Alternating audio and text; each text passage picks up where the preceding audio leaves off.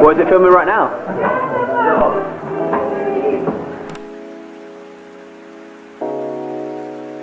Hey everyone, Munya Chawawa here, and we are on set for my Rolling Stone UK cover shoot.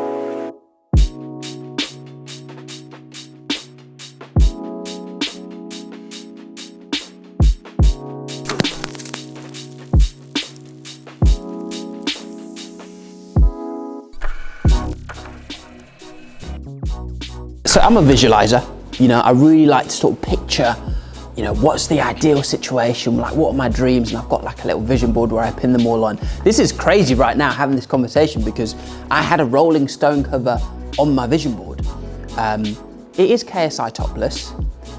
That was incidental. That was the most recent one I could find. KSI, you're a great guy, but no particular affinity to your belly button.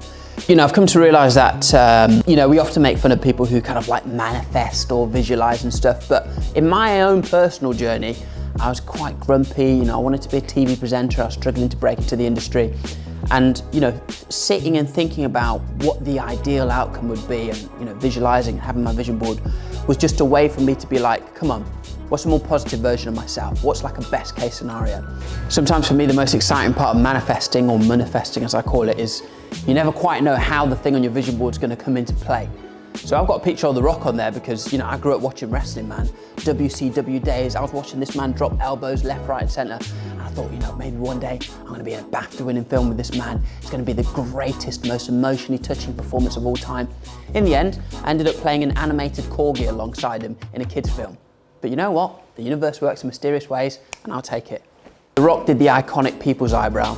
This is what that would look like if it was from Wish. Somewhere stuck between arousal and sheer terror. It's also my LinkedIn header.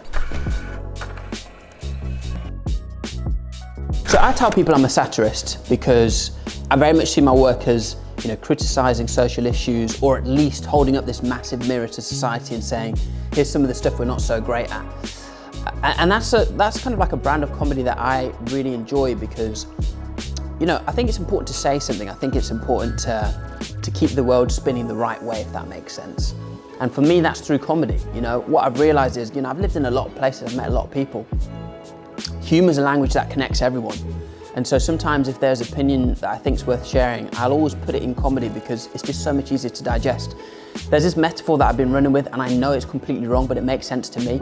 If you need someone to take tablets, put the tablets in the lasagna, yeah? Because everyone loves lasagna. So if someone gives you lasagna, you're not going to go, there might be a paracetamol in this, you're just going to eat it. Now, that's obviously if you need to take paracetamol. This is where the metaphor starts to fall apart. But basically, if you've got something important to say, sometimes the best way to say it is through comedy. And they'll quote me on that in years to come. Gandhi had a lot of quotes, he didn't have a lasagna quote, did he? That's what people say about him.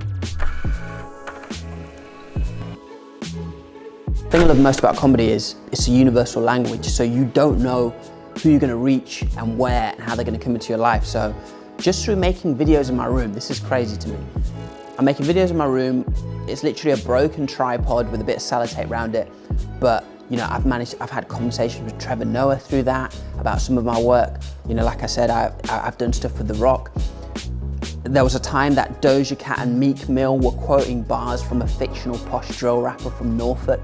Like, when do you ever think you're going to say a sentence like that in life? I think proudest one is probably the guy from the Old Spice advert. You know, the one which was like, look at your man, now back to me, now back to your man. He reached out after I did a sort of parody of the Old Spice advert, and he was like, you did it well.